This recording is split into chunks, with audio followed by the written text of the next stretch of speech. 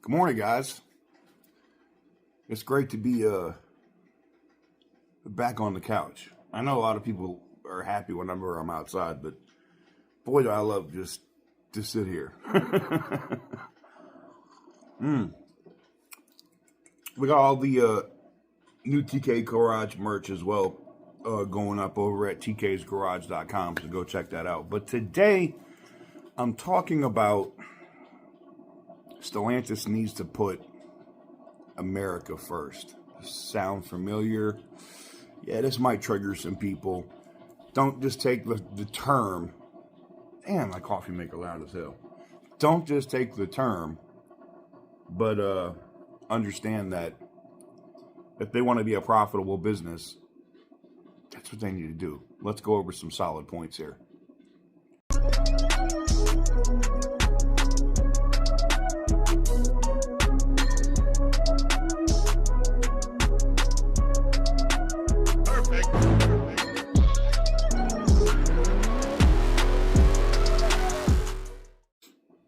Before we get into today's video, I got to talk about the sponsors here at the channel, and that is Destroyer1320.com. You can see I got the beautiful merch on from them that says, I hate thieves.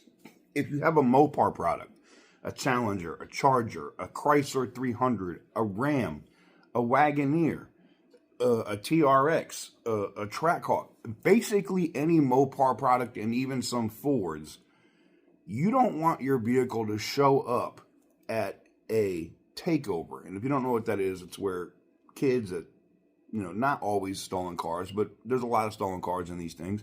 They steal your cars, they go out there, do donuts, they eventually crash it, they set it on fire, and then your vehicle shows up on some viral video on Instagram or TikTok or YouTube. And if you don't want your baby, your investment, the vehicle that you love to show up that way, it's very advantageous for you to spend the 5, 10, 15, 20, 30 bucks to protect it, to make sure that it doesn't happen, so that the easy thieves, the ones that do stuff that are very easy to steal your vehicle, and I've covered all of those ways here on the channel, it doesn't happen. So go over to Destroyer1320.com, check out everything they do, including kill switches now, which are absolutely important if you have any sort of Mopar product. Guys, this is very simple, man. Stellantis absolutely has to put America first. There's a reason why Stellantis is kind of operating the way they are, and it is how their shareholder structure currently sits. The way that some of the European governments that own parts of Stellantis and the family owners, like the legacy families in Italy, lack the care about America or its market, right? They look at us as, they already look down their nose at us, but what they're realizing is we make them all their money. And what they're learning is, despite having current financials, $42 billion in cash and a net positive debt position, they're trading at $37.5 billion market cap.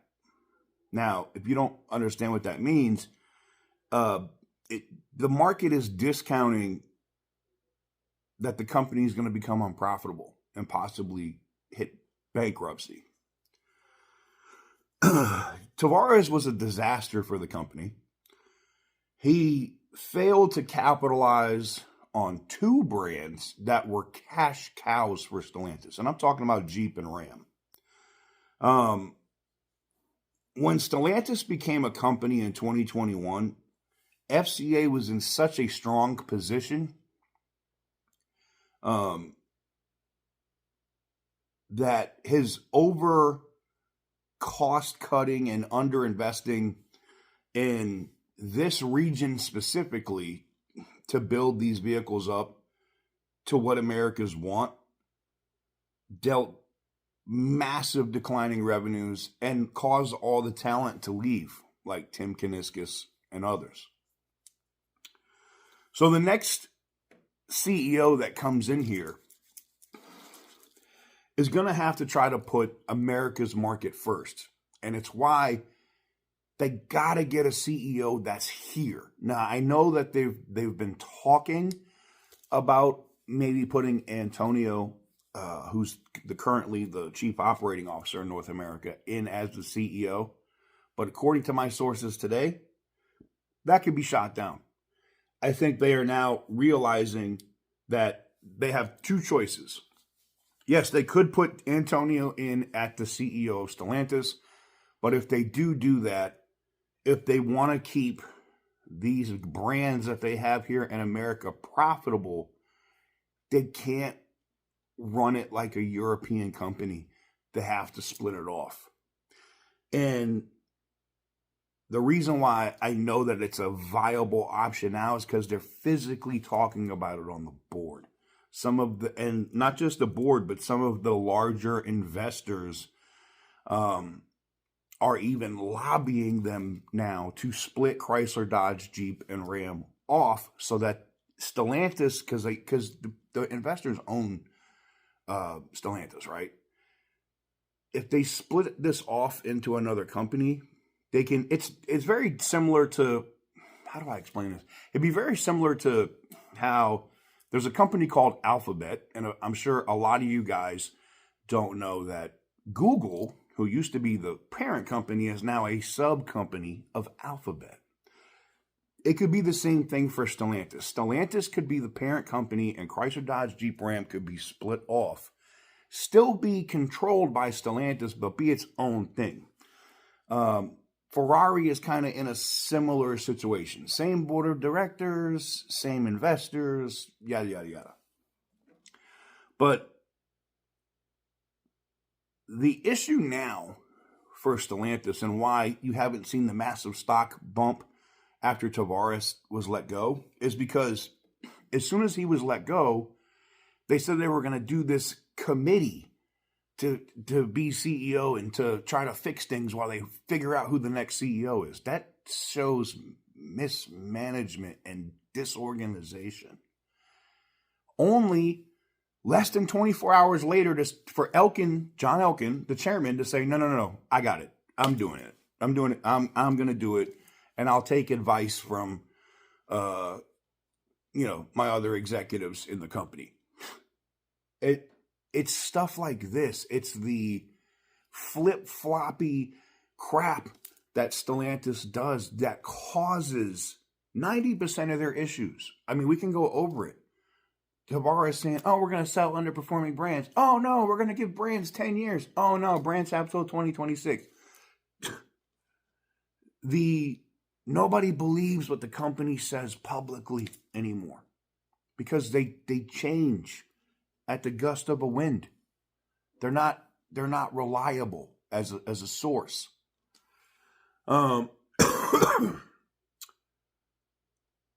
Government challenges, right? That is what's caused. I can tell you this right now. Had the candidate Kamala Harris won, Tavares would still be CEO. Tavares is not the CEO because as President-elect Trump won in the election, Stellantis as a company realized, as they started putting out what their agenda might be and what they were going to do with emissions, they knew that they couldn't continue down the path that they were going. And Tavares refused to change course. So he had to leave. And the biggest part of that is refusing to go back to V8 engines. Whether they make new dual overcam, better emission standard V8s, or just go back to the tried and true 5.7 push rod, or bring back the 5.9, whatever. They had the opportunity to do all of that. And Tavares didn't want to do it. So they asked for his resignation, and he gave it. With governance challenges and the lack right now of a U.S. focused agenda or leadership and the current uncertain management position, meaning like you're basically a captainless ship right now. I would say if you hold Stellantis stock in a massive quantity, your best bet right now is to hold it. If you have it in a small quantity, I'd say sell it. Not financial advice, just saying what I would do personally. I had a lot of people hitting me up. Shout out to my dude, Butter the Insider, saying, hey, you get this investment group set up yet? And I have. I'm in that position now where I can get a bunch of people together and buy hundreds of thousands of shares if I want to. But from what I'm seeing right now, I think the stock is going to be available at a lower cost. I think it will be available for cheap if we just sit probably like another month. If they want to fix these things, if they really want to turn the stock around, if they want to turn the company around, it's very simple. And I think Stellantis is going to do that. They're going to ship the 2500 and 3500 Rams back to the United States. And they're going to make those at Warren, and maybe one at Warren, one at Shap. They're going to reopen Belvedere, and they're probably going to start manufacturing that mid-sized truck, which is going to flop because they're going to build it on the Hornet platform, and that's a piece of shit. Nobody wants that, but they're going to try it anyway. But as long as they put another product there, and what I'm hearing is a Jeep, I think it's called the Compass. I have to look at my notes. I just got off the phone this morning talking with one of my sources at Stellantis. And a Jeep that was supposed to be manufactured at Brampton is now going to be one of the vehicles when they reopen Belvedere. The board at Stellantis has realized we got to stop poking the bear or screwing with the UAW or trying to subvert them or going around them. And they need to make it through this current contract and renegotiate, hoping that the UAW gets Sean Fain out of a leadership position and people have common sense when it comes time to negotiate for the next contract. It'll be interesting to see what happens in that position. I'd love to know what you guys think, though. Let me know what you guys think in the comment section down below. I know how they can turn Stellantis around like this immediately, at least on a share price, and it's with one hire. But being that they burned that bridge just a couple of months ago, thanks to Tavares, I don't think it's going to happen. But I digress. Let me know what you guys think in the comment section down below. Give the video a big thumbs up if you like what I do. Hit the subscribe button if you haven't already. I'm glad to be home. Stay tuned. If you follow my guy, Digital in Motion, I'll try to tag him in the description down below. I know he's working on one of the vlogs. A lot of you guys were like, what happened in Houston? There's a lot of interesting vlogs coming soon that you don't want to miss. We'll probably do a premiere here and then like tie into whatever he's launching over there, because it's some of it's funny, some of it's hilarious. Some of y'all are going to say we were crazy, but I digress. Thank you guys very much for watching. I'm happy to be home. As always, stay petty, my friends, and I'll see you guys on the next video.